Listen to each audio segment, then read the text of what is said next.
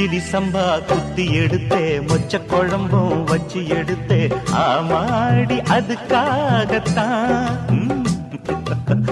உச்சி மலை காத்துல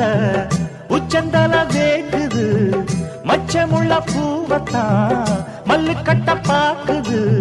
பக்கம் வந்து போரசி பார்க்கவா பந்தி வச்சு பசிய தீக்கவா